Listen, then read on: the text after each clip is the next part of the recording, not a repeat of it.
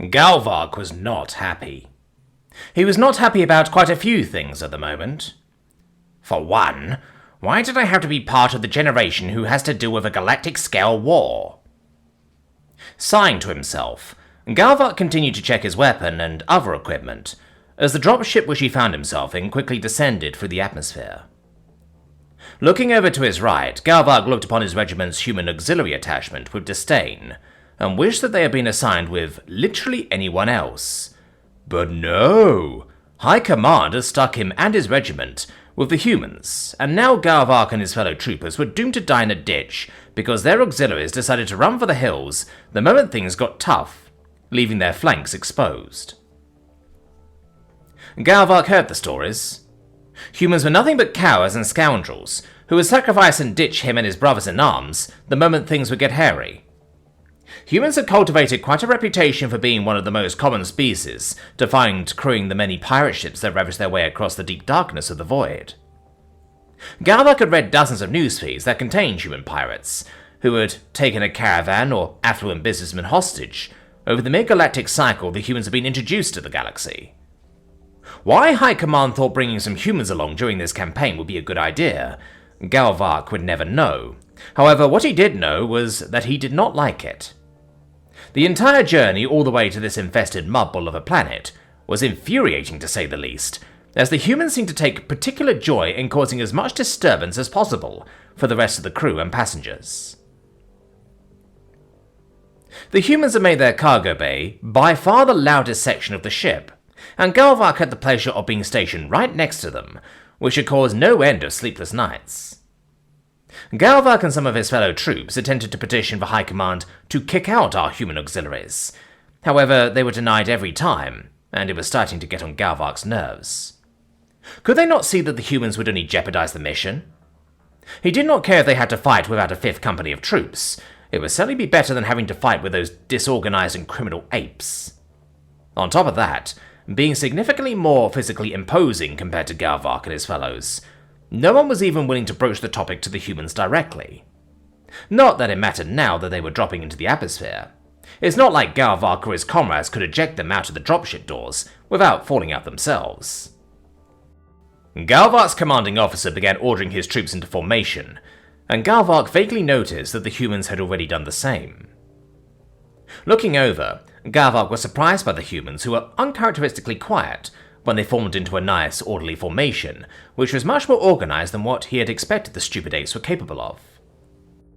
Pushing it to the back of his mind, Galvark looked straight ahead as the troopship fully landed, and the door fell open, revealing a war-torn landscape and what looks to be the wrecks of other landers alongside the newer dropships, which Galvark had come with. From where he was standing, Galvark could see the enemy who he had been sent to face. They stood tall on four razor-sharp legs, had angular carapaces, and menacing pincers, all of which combined formulated an intimidating insectoid stature. Dozens of these monsters formed up into loose blobs which writhed and moved in unison, something that only served to unnerve Galvark and his comrades. The Hargaraths had been terrorizing the Galactic Federation for years now, and many worlds had been lost due to their swarm tactics and near completely overwhelming numbers. Galvark's commander ordered him and his troops to begin spreading out and advancing forwards in order to take the trenches, which the last wave of Federation troops had constructed before they were overwhelmed. Pushing up forward, Galvark noticed that the humans' commander had done the same, and the humans had already begun spreading out and taking cover with an almost mechanical precision. This was in stark contrast to what Galvark had seen how the apes had acted, as they had always seemed to be in a relaxed and uncaring posture. However, now the humans moved and covered each other with a level of coordination unbefitting of the loud and stupid primates.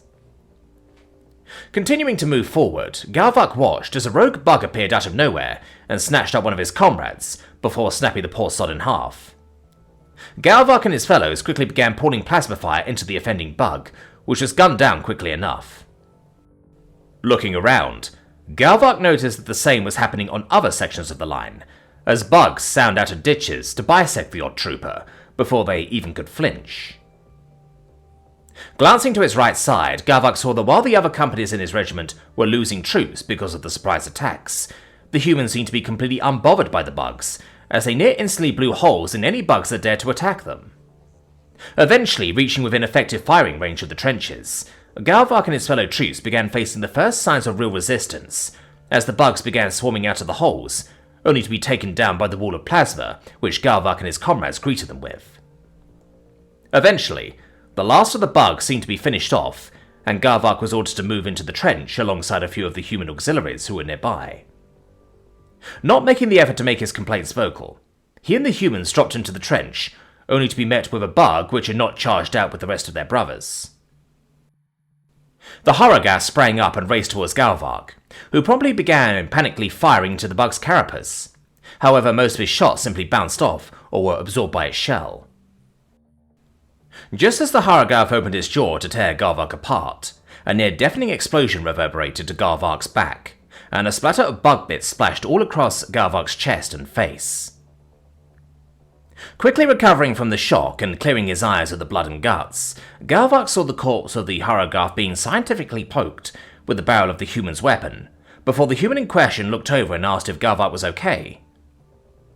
Galvark shakily nodded, as additional Federation troops jumped into the trench alongside them, and one of them even hefted Galvark up before retrieving his gun, which he had dropped during the scuffle. Muttering his thanks as he took his weapon from the waiting hands of his fellow squad member, Galvark began poking his head up out of the trench.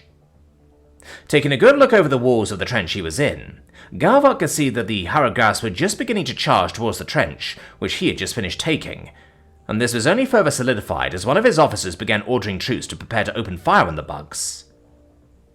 Hefting his weapon up to his shoulder before resting it on the trench lip, Galvark watched as the humans began affixing what looked to be knives to the ends of their bizarre kinetic rifles.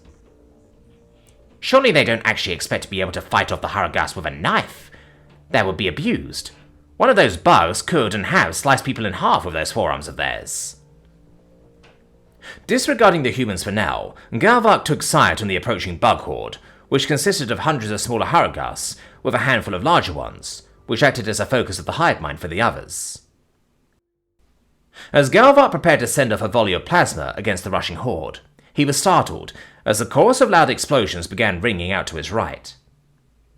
Craning his head to where the explosions were coming from, Galvark turned to watch as the squad of humans that had taken position in the trench section, adjacent to himself, opened fire with their kinetic weapons.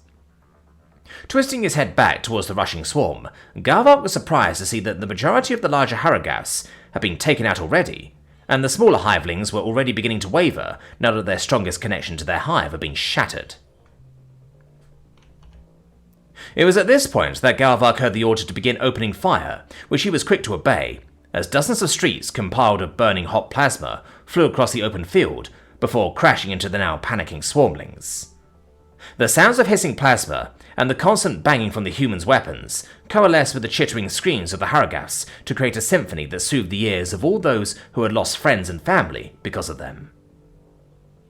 The reverie was short-lived as higher forms of Haragath warriors began charging out from behind the shattered remains of their brethren and closed the distance at a frightening speed. Before anyone could react, the Haragath chargers were but a few paces away from the trench line, which was when the humans acted. Throwing away every warning that was spelled out to them during the pre-mission briefing, the humans jumped out of the trenches and countercharged the bug elites, swinging the blades on their rifles this way and that. Nearly becoming mesmerized by the display of suicidal bravery, Galvark and his fellows almost forgot they were in a battle, before someone shouted to keep the smaller bugs off the humans. Quickly following his order, Galvark opened up with their plasma rifle, along with his comrades, making sure not to accidentally hit their human allies in the process. The Haragath chargers seemed to be just as surprised by the humans' ferocity, as what was more absurd was the fact that the humans seemed to be holding their own. Slowly but surely, thanks to the humans keeping the worst of the bugs from reaching the trench line, Galvark and his fellow Federation troopers were able to steadily blast away at the hordes of Haragath warriors. This all came to a head as, with one final push, the bugs had used up all of their reinforcements and were forced back. As the bugs retreated, Galvark and many of his fellows quickly left the safety of the trenches and began carrying the blooded and dying humans back towards the waiting medics. Many were missing limbs and bleeding profusely, as red blood stained the bluish uniforms of the Federation, but Galvark did not care.